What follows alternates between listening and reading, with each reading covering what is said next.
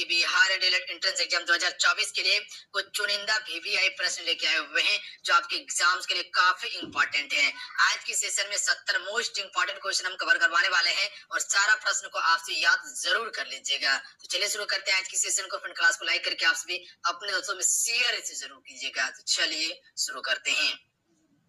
आज का पहला क्वेश्चन है, किस गुरु ने धार्मिक प्रमुख को नामांकित करने के लिए प्रथा को बंद कर दिया?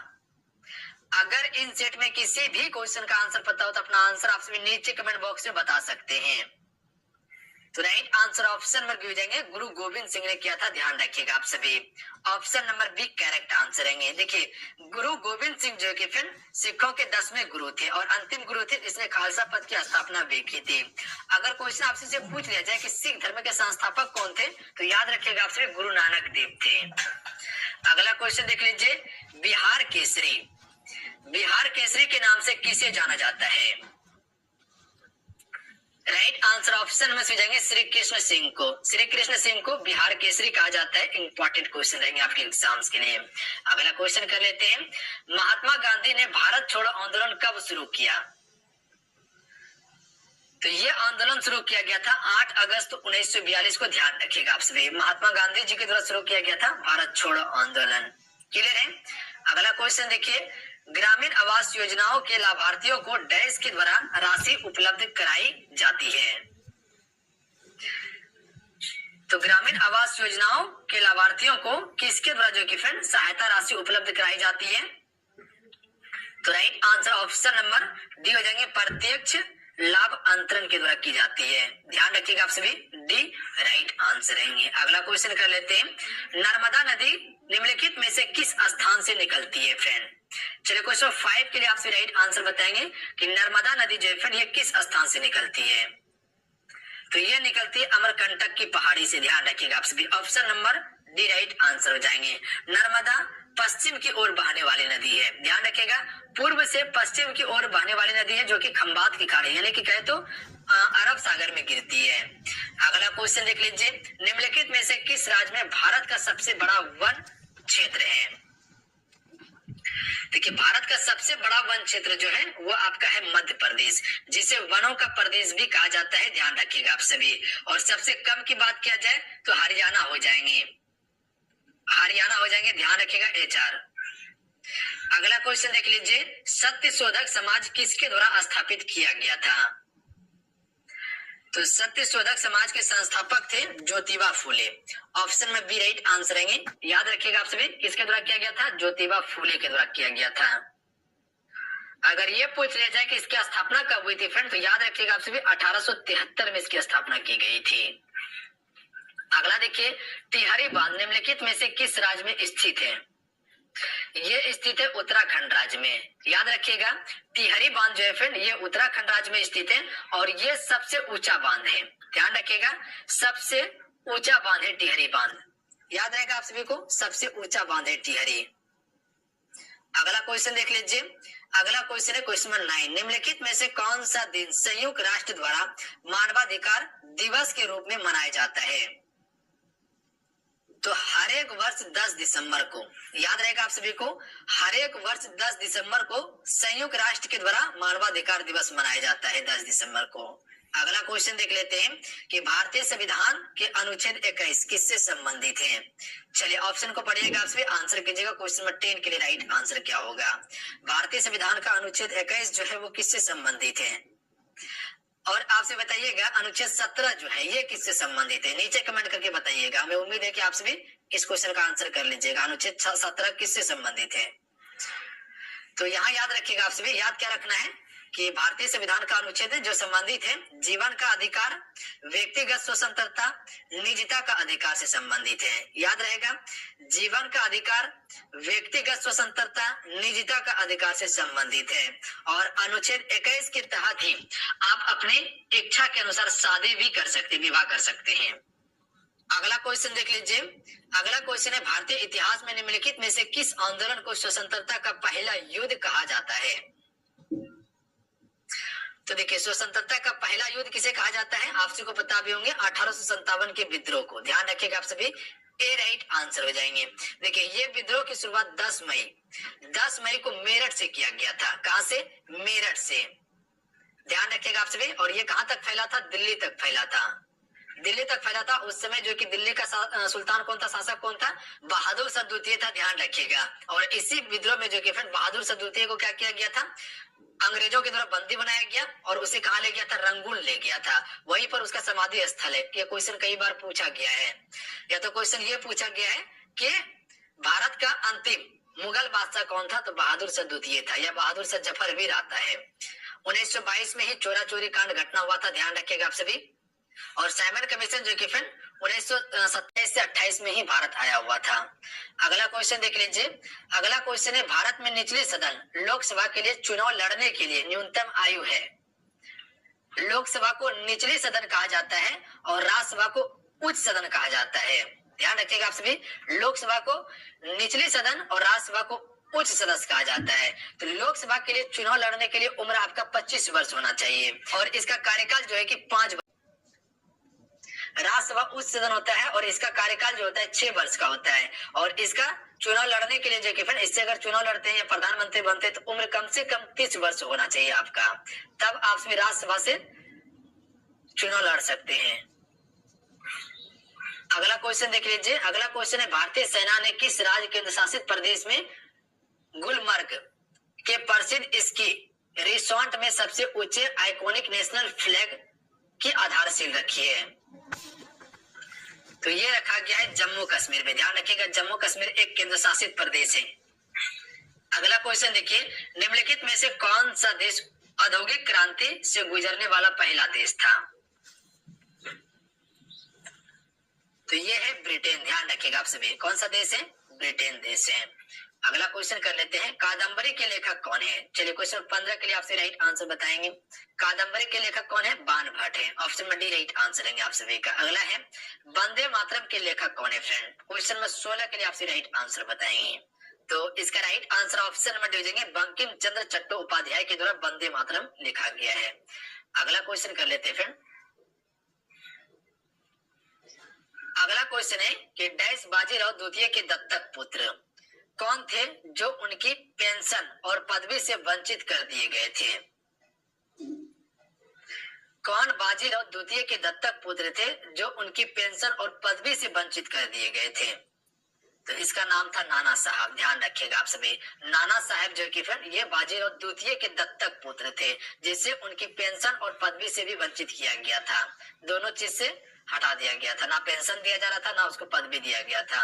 स्वतंत्रता के बाद भारत में इस्पात संयंत्र के किस समूह की स्थापना की गई थी? तो स्वतंत्रता के पश्चात जो है कि भारत में जो कि इस्पात संयंत्र की स्थापना की गई थी, भिलाई हो गया, दुर्गापुर हो गया, राउरकेला हो गया। तो ये 3 था। ध्यान रखिएगा आप सभी, याद रहेगा। ऑप्शन में सी राइट आंसर रहेंगे। अगर यही क्वेश्चन आपसे इसे पूछ लिया जाए कि भिलाई जो है फ्रेंड ये किस राज्य में है, तो ध्यान रखिएगा छत्तीसगढ़ में है, दुर्गापुर पश्चिम बंगाल में है, राउरकेला उड़ीसा में। इसकी स्थापना 1959 में हुआ था। दुर्गापुर की स्थापना भी 1959 में हुआ था, पर भिलाई की स्थापना 1955 में किया गया था। ध्यान रखिएगा आप सभी। अगला क्वेश्चन कर लेते हैं, इतिहासकारों द्वारा प्रथम विश्व युद्ध को क्या नाम दिया गया था? इतिहासकारों द्वारा प्रथम विश्व युद्ध को क्या नाम दिया गया था? महायुद्ध नाम दिया गया था। ध्यान रखिएगा आप सभी। ऑप्शन में सी राइट आंसर हो जाएंगे। देखिए प्रथम विश्व युद्ध की बात किया जाए तो इस युद्ध की शुरुआत 1914 में, ध्यान रखिएगा 1914 में शुरू हुआ था और 1918 तक ये युद्ध चला था। ध्यान रखिएगा, जिसे महायुद्ध कहा गया था। और वहीं दूसरे युद्ध की बात किया जाए तो वो 1939 में शुरू हुआ था। तो क्वेश्चन पूछा गया था। अगला क्वेश्चन है कि गुलाम वंश की स्थापना किसने की? तो कई बार आप सभी को पता है कुतुबुद्दीन ऐबक के द्वारा किया गया है। इसको कुतुबुद्दीन ऐबक कर लीजिएगा। अगला क्वेश्चन देख लीजिए, भारतीय राष्ट्रीय सेना का गठन किस देश में हुआ था? तो देखिए भारतीय राष्ट्रीय सेना का जो गठन किया गया था वो सिंगापुर देश में किया गया था। तो याद रखिएगा आप सभी, option number D right answer रहेंगे। और यह गठन किया गया था 1942 में किसके द्वारा?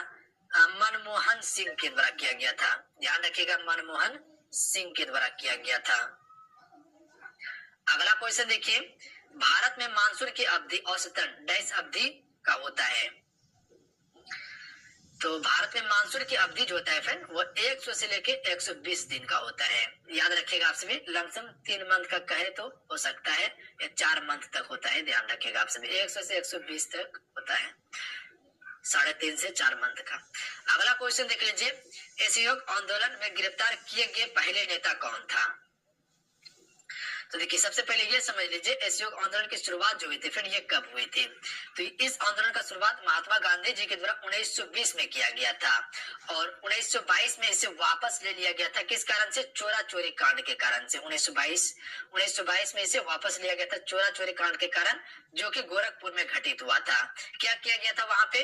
तो पुलिस स्टेशन में आग लगा दिया गया था, जिसके कारण से महात्मा गांधी जी के द्वारा असहयोग आंदोलन को वापस लेना पड़ा था। तो इसमें पहला नेता जो गिरफ्तार हुआ था वो आपका महात्मा गांधी ही हुआ था, ध्यान रखिएगा आप सभी। अगला क्वेश्चन देख लीजिए, अगला क्वेश्चन है रूसी संसद ने सोवियत संघ से अपनी स्वतंत्रता की घोषणा कब की? तो ये 1990 में की थी। अगला क्वेश्चन कर लेते हैं। अगला क्वेश्चन है सिंधु घाटी सभ्यता के काल में निम्नलिखित में से कौन सा एक प्रसिद्ध बंदरगाह शहर था? तो सिंधु घाटी सभ्यता के काल में प्रसिद्ध बंदरगाह शहर मात्र एक लोथल है, जो कि गुजरात में स्थित है, ध्यान रखिएगा आप सभी।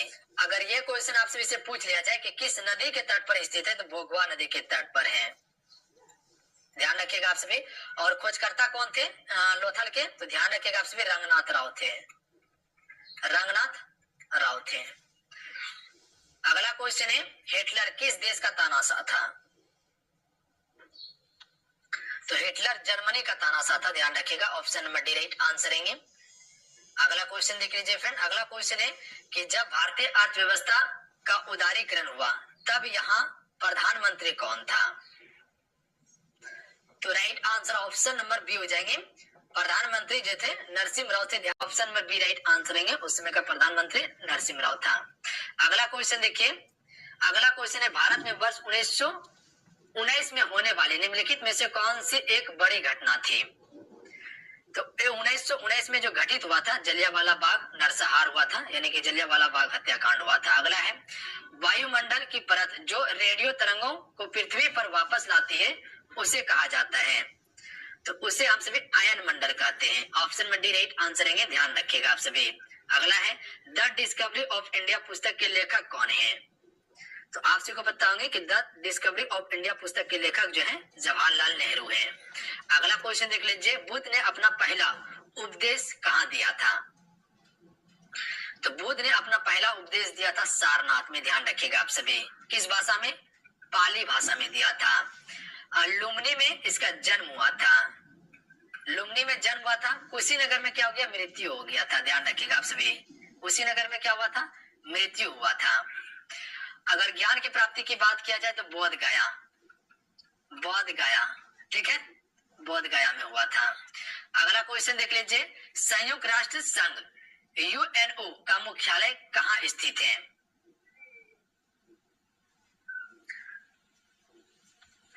तो राइट आंसर ऑप्शन में से जाएंगे न्यूयॉर्क में स्थित है संयुक्त राष्ट्र संघ का मुख्यालय। अगला क्वेश्चन देख लीजिए, मार्ग जिसे अटल सुरंग के रूप में जाना जाता है डैश दर्रे से गुजरता है, option number C correct answer रहेंगे। अगला क्वेश्चन है भारत का अंतिम मुगल सम्राट कौन था?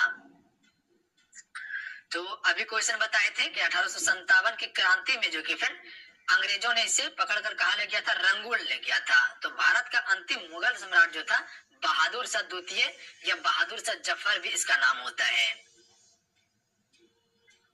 बहादुर शाह जफर भी इसका नाम रहता है ऑप्शन में, तो कंफ्यूजन नहीं कीजिएगा। अगला है निम्नलिखित में से किस शासक को भारत का नेपोलियन कहा जाता है? तो देखिए भारत का नेपोलियन जो कहा जाता है समुद्रगुप्त को कहा जाता है, समुद्रगुप्त को भारत का नेपोलियन कहा जाता है जो गुप्त वंश से संबंधित है। अगर यही क्वेश्चन पूछ लिया जाए आप सभी से कि गुप्त वंश के संस्थापक कौन थे, तो श्री गुप्त थे गुप्त वंश के संस्थापक, ध्यान रखिएगा आप सभी। अगला क्वेश्चन है सारे जहां से अच्छा हिंदुस्तान हमारा के लेखक कौन है? तो इसके लेखक है मोहम्मद इकबाल। अगला क्वेश्चन देख लीजिए, अगला क्वेश्चन है निम्नलिखित में से कौन सा सूक्ष्म जीव पेचिश का कारण बनता है? फ्रेंड चलिए बताएंगे इनमें से कौन सा सूक्ष्म जीव जो है फ्रेंड पेचिश का कारण बनता है। इंपॉर्टेंट क्वेश्चन रहेंगे आपके एग्जाम्स के लिए। तो right answer option number A हो जाएंगे, वायरस बनता है। ध्यान रखिएगा आप सभी, कौन बनता है? वायरस। अगला है पारिस्थितिकी शब्द किसने गढ़ा था? तो पारिस्थितिकी शब्द जो गढ़ा था, तो राइट आंसर ऑप्शन में हो जाएंगे अर्नेस्ट हैकेल ने गढ़ा था।